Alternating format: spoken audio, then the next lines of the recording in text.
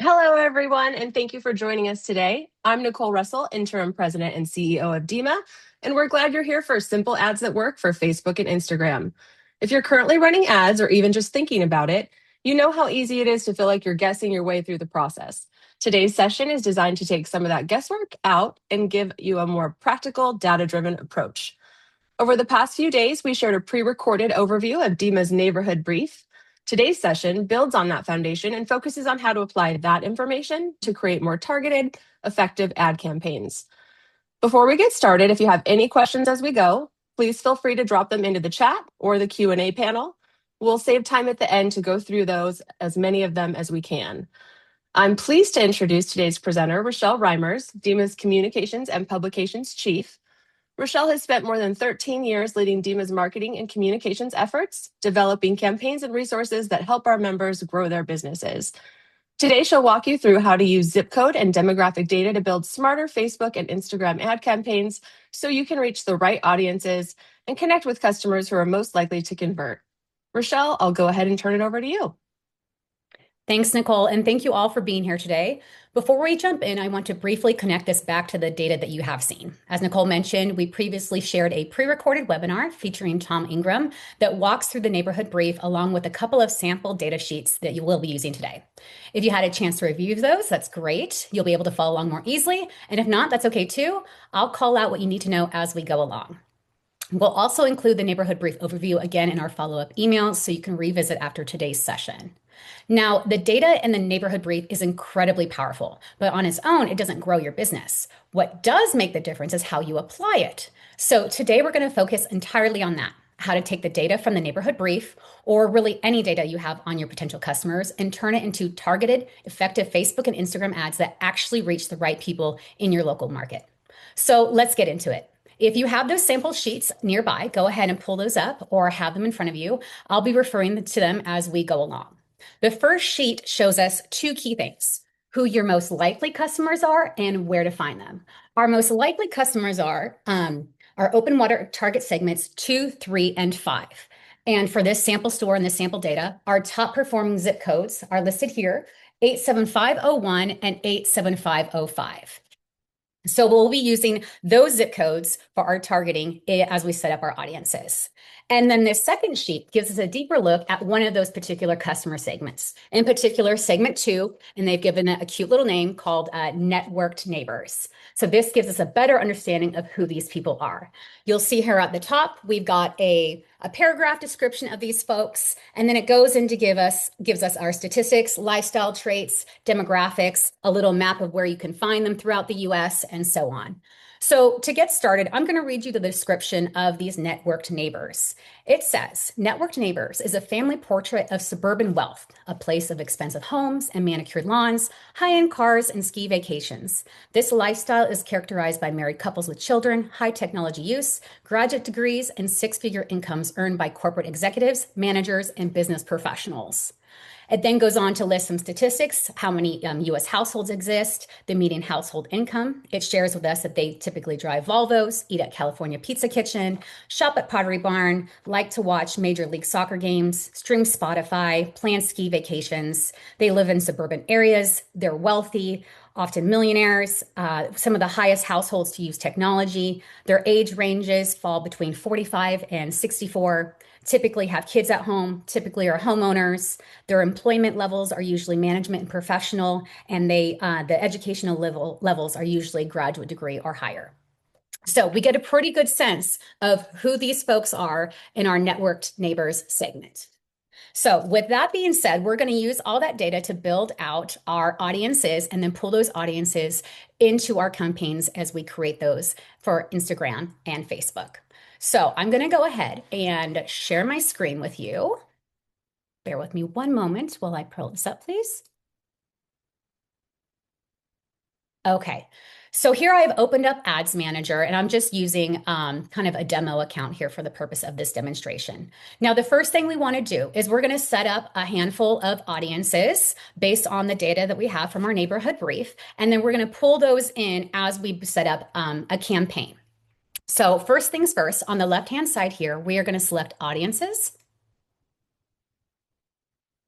And we are going to go down here to create a saved audience. The first couple audiences are going to specifically be based on our zip code information. So again, for this sample store, those zip codes are 87501 and 87505. So this first one, I'm just going to target the top performing zip code. I'm going to label it zip code 87501. And down here in the search area, we are going to search for 87501. Select it from the list.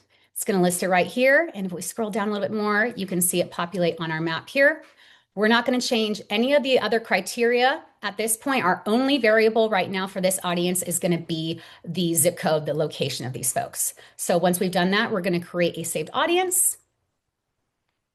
And you can see it listed right here. Now, for your reference, when you have your audiences listed here, you can click on an audience and it's going to tell you a little summary about them, your audience size, when you created it, when it was last updated, the criteria set for that audience.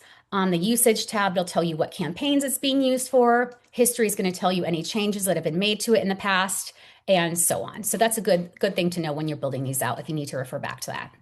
Okay, so let's go ahead and create another audience for our other high-performing zip code. Again, we're going to go to create audience, saved audience, and we're going to label this one 87505. And we're going to search for 87505. Select it from the drop-down menu. It's right here and shows up on our map. That looks great. We're going to go ahead and create that. And now we see it listed right here. Now we're going to create a third zip code audience that combines both of those zip codes together. So create audience, saved audience. I'm going to label this zip codes, 87501 and 87505. We'll look both of those up. 87501, select it. 87505, select it. Got both of them listed there. If we scroll down and zoom out on our map, we can see we've got both of those zip codes being targeted. And we'll go ahead and create our saved audience. Okay, so there are our three audiences that we have created based on our zip code information. Now we're going to take it one step deeper. We're going to add another layer with some interest, behaviors, demographic information. So again, we're going to go to create audience and a saved audience.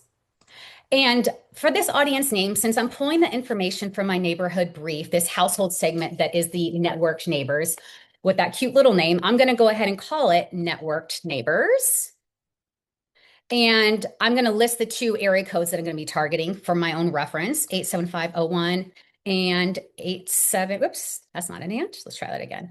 Here we go, 87505.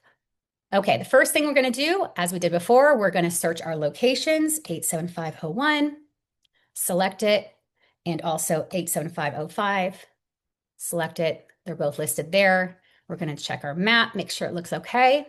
Got both of them listed there. Great. Now we are going to continue and select some additional criteria now. We're not going to change the minimum age. We're not going to change languages, although if you needed to, you could set something there. The first thing we are going to change is the age range. So as I mentioned before, our household segment report tells us that the people in this network neighbors fall between 45 and 64. So we're going to update our age range to target those between 45 and 64. It doesn't specify men or women, so we're going to leave it selected as all, but you could target just men or just women if you needed to. What we are going to get into is the detailed targeting. So we're going to tell Meta to include people who match specific demographic interests and behaviors that we have found on a report here. So one of the first things that kind of jumped out to me was the median household income, which it lists as $377,000 and change, which if my calculation is correct, puts them in about the top 5%. So if we search income, we have a few different options here. Top 25 to 50% of zip codes, top 10 to 25%, top 10. And again, if my calculation was correct, top 5%. So this would be them right here. We'll select that. And you can see it's placed that criteria right here for people we want to match with. So we'll go down the list. We're not going to pick every single thing on this list, but we'll go through a few of them so you can see how you can search for these on your own. One of the other lifestyle traits is that they typically drive Volvos. So we can search Volvo. Now you see a few different options here. Some are very specific. This one here says employers. We're not looking for people who work for Volvo. We are looking for people who are interested or drive a Volvo. So we're going to go with this one right here at the top. And you'll see it listed down here now. Okay, next thing on the list is they eat at California Pizza Kitchen. Here we have it here at the top. We can select that and it's listed right there. They shop at Pottery Barn. There we go. Can select that one. We'll go down to they stream Spotify.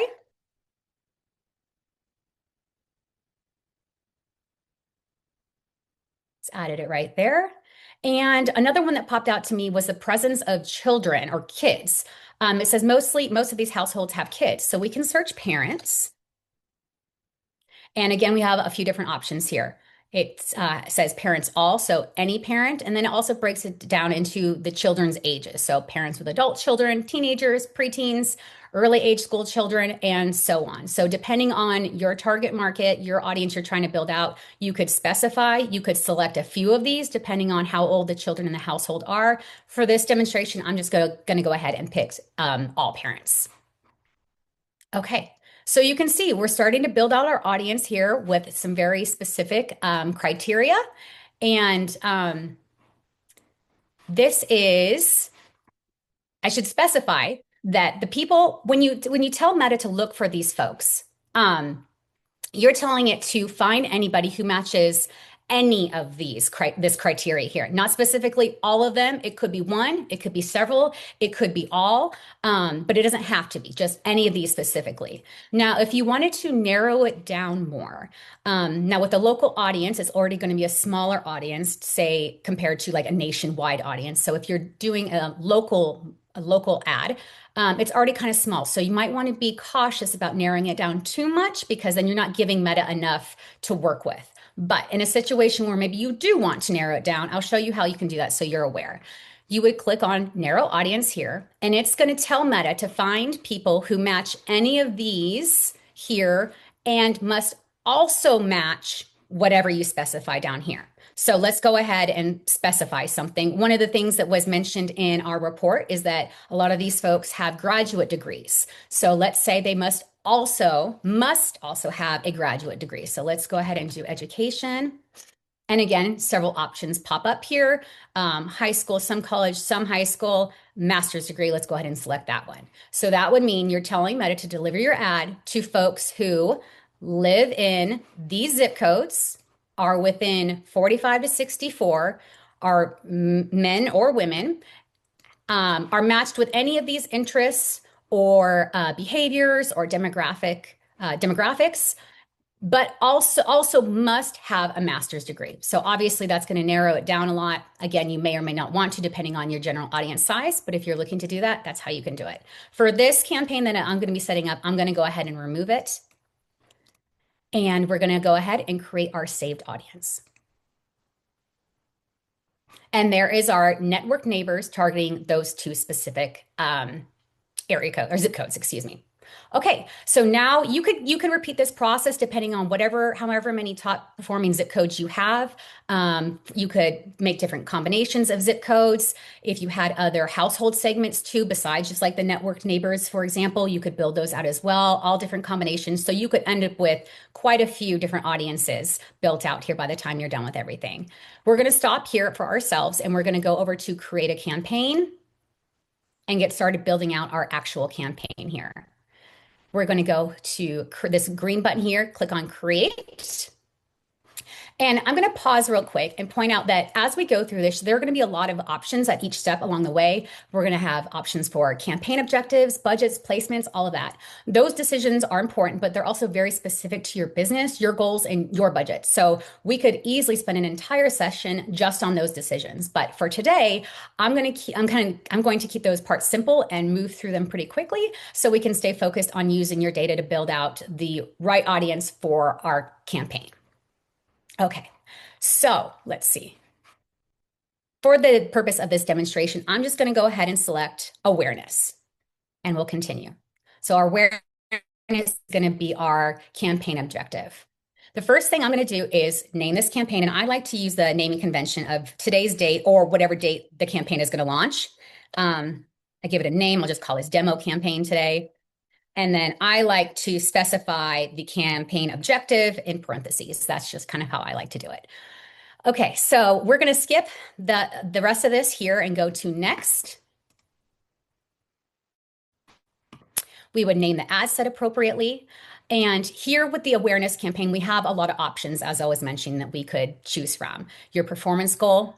You do want to make sure that the appropriate account is populated here so that it is delivering from the appropriate account. Now, for the purpose of this demonstration, I'm going to say that my demo campaign is going to be an open water class. I'm going to be running a campaign for an open water class. And I'm going to run it from, instead of DEMA show, I'm going to run it from our Go Dive Now account. Okay, so I want to make sure I've specified that here.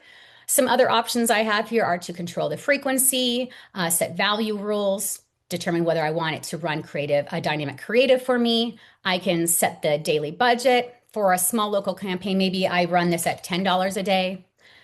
I can set the schedule, so I can have it start and end on a certain day if I want it to, or I can have it start and just manually turn it off when I choose to.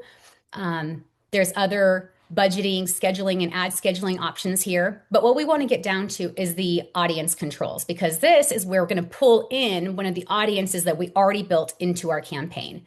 So right down here where it says use a saved audience, I'm going to click the down arrow, and here are the four different audiences, excuse me, that we created together. I'm going to go ahead and select our networked neighbors. And you'll see that now all our criteria has populated right here. So this is who it's going to target for this specific ad. Okay. So we're going to scroll past this. Again, you can make choices about the ad transparency, the placements where you want this to appear out in the world, and so on. We'll just leave everything at its default settings right now and go ahead and click next. Next, we have we're setting up our ad here, so I'd enable it appropriately. Again, under identity, we want to make sure that our appropriate accounts have populated and been pulled over. So yes, we do want this to connect to our Go Dive Now Facebook page, our Go Dive Now Instagram page. We don't have a Threads profile, but if you did, you'd want to make sure that's populated there correctly. Or in our case, it's just going to use our Instagram account for Threads. We're going to go down here to ad setup, where we're going to create our ad. Now, I do want to create an ad instead of using an existing post or using a Creative Hub mockup. So I'm going to make sure that is selected. And I will be using a single image for our campaign today. We go down a little bit further. We're going to go to our ad creative, and we're going to set up our creative. And you have your choice between an image or a video ad. For today, I'm going to go ahead and use an image for my campaign. Now, with our Go Dive Now marketing toolkit that our members have access to, there are a number of graphics and images that you can use for free for something like you're running a campaign. I've already imported one of those, and that one is right here. So I'm going to go ahead and select it. And now it's going to help me set up my creative. Okay, so this first screen here is helping me crop my media, resize it as necessary for different placements. You can see I can kind of toggle between the different ratios, or I could manually crop it if I want to. For right now, I'm just going to leave it at its default, and we'll skip right past this. Next, it's going to ask me for the primary text or the messaging for my ad. So I have some already ready to go. I'm going to paste it in there. I thought I had it ready to go. Bear with me a second.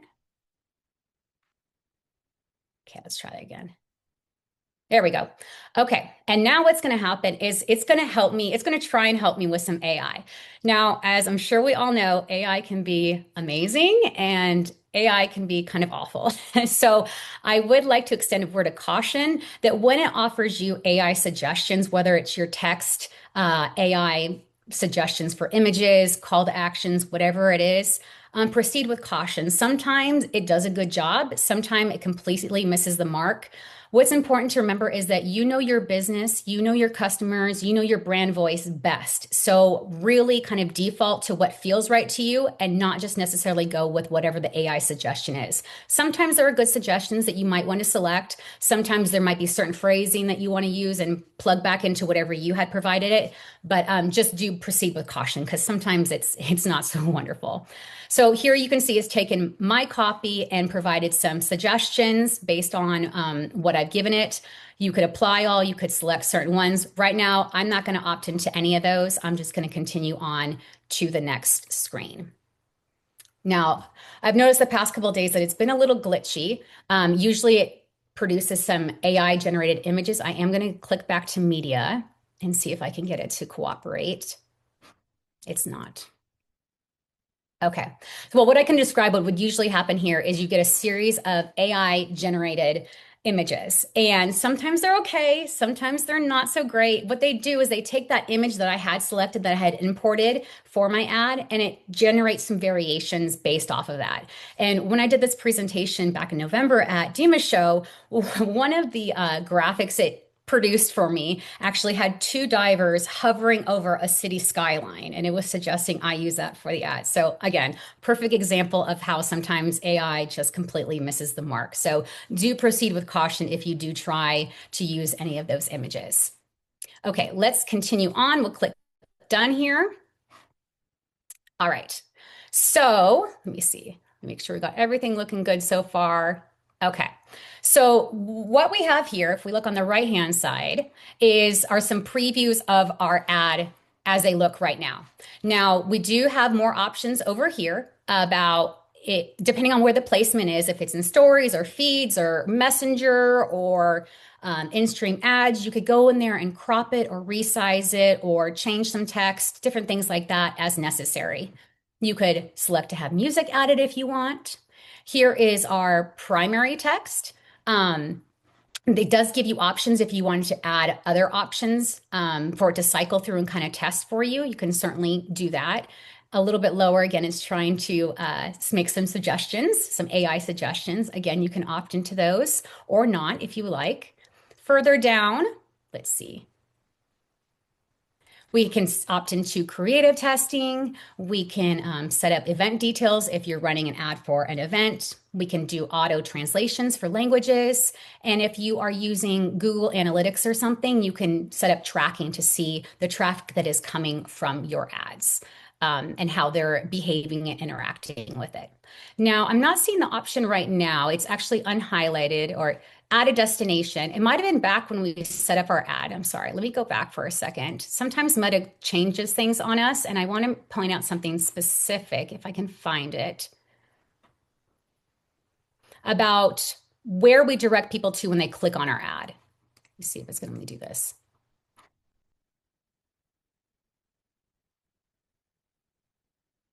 There we go. Oh, add a destination. Let's see.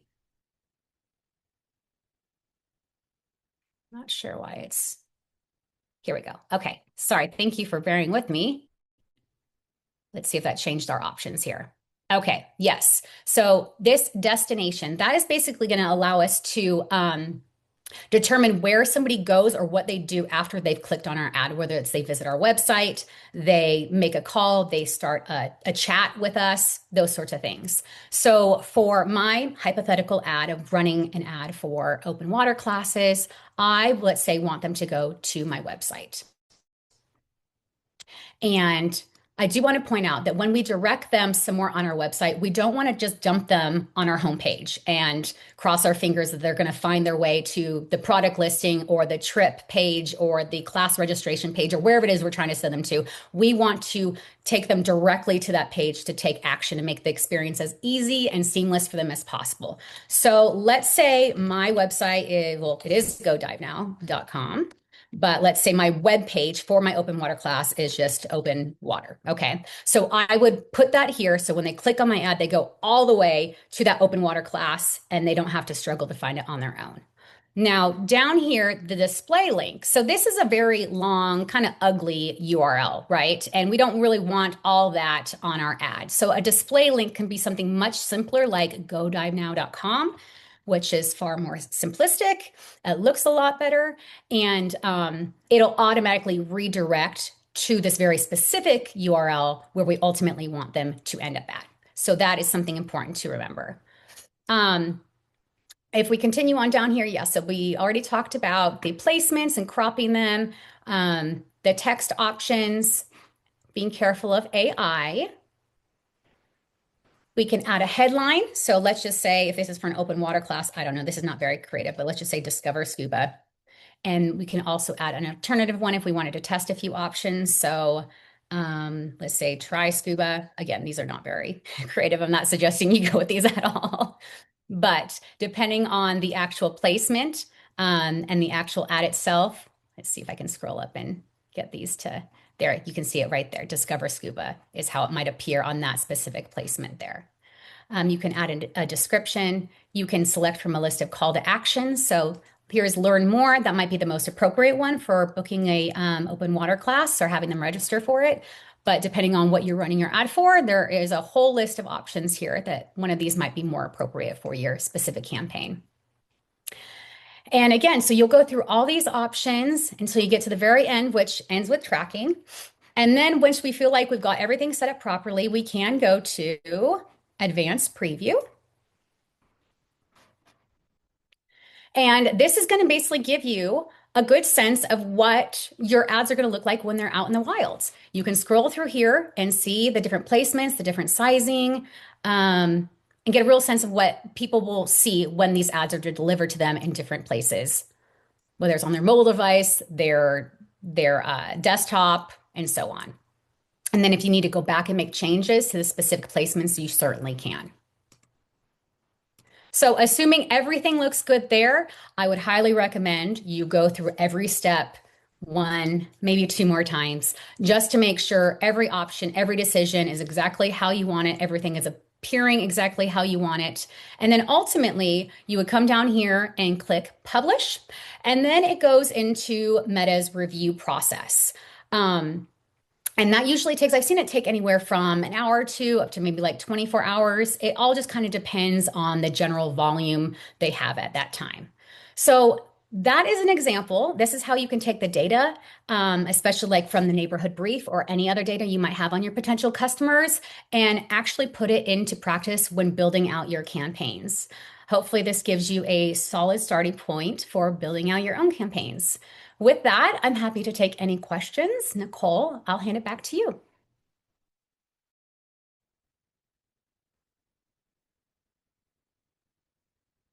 Perfect. Thank you, Rachelle.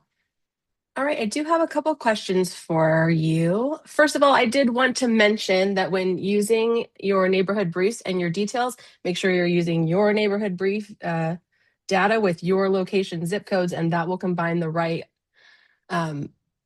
combination for your addresses. In the beginning, Rachelle, when you were creating your targets, you did do one zip code, then another zip code, then combining one together. Was it required for you to make the individual zip codes and then the second one where it combined them together? No, I could have started with the combined first, certainly. That was just the order in which I went. Okay, showing how to do it. All right, great. Yeah. I just wanted to make sure we realized that you don't have to do individual, and then combine them. You could have gone straight to it. Correct. All right, wonderful. Then I have a couple more questions here. How long should an ad run? How long should an ad run? So if you're asking for the purpose of wondering if you feel like it's maybe not working, how long should you let it run before you turn it off? An important thing to keep in mind is that when you launch an ad, even though we've given it specific targeting criteria, Meta still has to learn how to deliver it, who to deliver it to, what's actually working even within that criteria that we've given it. So you do need to give a little bit of time. I would certainly, it depends on your budget and how big your audience size is, but as a general rule, I would say leave it running for at least about a week or a couple weeks to give it a chance to learn and optimize, and then start really delivering results to you. After a couple weeks, let's say, you're not seeing a good engagement rate, you're not seeing any results. The frequency is really, really high, meaning it's kind of cycled through your audience several times and people are experiencing ad fatigue. That would be an indicator to maybe turn it off or tweak some things. Maybe you need to change your messaging, open up your targeting more, change the creative. So that's kind of about a week or so, about a week or two, depending on the audience size and your budget, to let it run before you determine it's not working. Now, if an ad is working and you're seeing great engagement and you're seeing really good results, and there's no indicator that it's not performing well, as long as your offer, or let's say you're still booking for the trip or still taking registrations for the class, or you're still running a sale or whatever you're running your campaign for, I let it run. Let it run. Don't turn it off. There's no reason to turn an ad off if your offer is still relevant and if it's still performing well. Okay, great. And right along with that, any ideas on spending? To spend. With local audiences, again, it kind of depends on how big your audience is, and also keep in mind your monthly budget. A good starting point would be somewhere between $5 to $20, I would say, kind of depending on how big your audience is and how much you're looking to spend every month. Okay. Do you recommend doing split tests to see which ads perform better? I do. And I absolutely do. Testing is phenomenal. I would suggest that when you do split testing, any kind of testing, only change like one variable between the two. If you change too many variables, then you don't know what worked or what didn't. So try and change just one at a time. Otherwise, have the campaigns be identical. So that way you can really determine how that variable affected the performance. Okay. How is this different than boosting a post? So, boosting a post can be really great if you're just looking for real fast, easy, quick visibility for something. It's not going to have nearly the same robust targeting options as what we just went through. So, if you're more concerned about targeting and precision and getting whatever that post or content is in front of the right people, you're going to want to set up a campaign like we did. If you're just looking for some quick overall exposure, and you don't care so much who sees it, then boosting a post can be a really great, quick visibility option. Okay. Let me read this one here. Let's say I start a campaign during DEMA, but every other business is doing the same and targeting that area. How would that affect my results as it's fighting all the other companies at the same time? It might affect your results where this can happen at any time. This happens a lot during the holidays when lots of advertisers are advertising their Black Friday or holiday sales and everything. So when there's more competition in the market, it can potentially drive the price, the cost up. So which means your budget won't go as far necessarily. Your results are going to cost a little bit more. But that does not mean you should pull out, because even though it's going to be potentially more expensive during that time, it, is probably still better than not having a presence at all. Great. And any tips for smaller population areas? Should we just use more zip codes? Any tips? Smaller populations. Well, you want to make sure your audience size isn't too tiny. I think I mentioned that before. So you might want to look at expanding or combining a handful of your top performing zip codes rather than targeting just one, because we want to make sure we have enough people in our audience so that when Meta is delivering your ad, it doesn't go through everybody in a few days, right? Because if somebody sees an ad, I don't know, 10 times, they're going to be so sick of it and annoyed. And we don't want that. We want the exposure and the repeated exposure, but we don't want to drive them crazy. So yes, sometimes opening up your targeting by adding some more zip codes or relaxing on how specific you get with your criteria can help in a very small local market. And also, I should add to starting with a smaller budget too. You can always increase your budget. So if you started something more like $5 a day and you're seeing really good results, you can slowly start to increase your budget as you see the ad performing well. So sometimes starting small is really helpful too, and not cycling through your audience too quickly. Got it. I've got, thank you. Do you have something similar on Google ads? I know you'll love that one, Rachelle. Sounds like we just queued up a new session for you. I do not. I do have experience with Google ads, and they're quite quite complicated, but very effective. So if you Sounds do like have a the future bandwidth, webinar. yes, if you do have the bandwidth to take a webinar, take them on. They're fantastic. Okay. Is there a way to find out which platform works best for the audience? If you know which platform is preferred for that demographic, can you simply turn off the other platforms? So where you were using Threads and Instagram and whatnot. Yeah, so when you look at your results, when you're running a campaign, you can break it down. I mean, there's a million options. You can look at it can break it down in ages, in the genders, the devices people are using, and tell you where your ad is being successful, where it's delivering, where people are most engaged with it. And one of the things you can look at is where are people seeing your ads or engaging with it the most? Is it on Facebook? Is it Instagram? Is it any of these? And then specifically, is it on Facebook in the feed, or is it in their stories, or is it in the is it a messenger ad? So yes, when you get into your results, you can certainly see what's working for your specific ad and audience. And then you can go into the placements where we were setting it up. You can specify. Right now, when we went through it, we just kind of let everything be turned on, and then Meta would it would focus on certain and the placements that it sees as performing the best. But if you want control of it and you want Instagram turned off for any reason, or if you want Reels across Instagram and Facebook turned off, just for an example, you certainly can go in there and have control over that. How can you tell how big or small your audience is? If you go back to, let me see, is my screen still being shared right now? I believe it is, right? Yes. So if you go back to audiences, so like if you click on an audience, for example, it'll show you right here, the estimated audience size. So you could do that with any of these here. And do you have a recommended audience size? Um, yeah, I'd say 50,000 is a pretty good small audience size to aim for. And you'd want to keep your budget low on the lower end, your daily spend a little bit lower. If you're getting up to more like 100, 150,000, you might want to go towards $15, $20 a day. So like, for example, for one of these, the network neighbors, I might want to open up this targeting a little bit or keep the budget real small, maybe even like $3 a day or something. It's hard to give a very straightforward answer on some of these because there's a lot of it depends factors.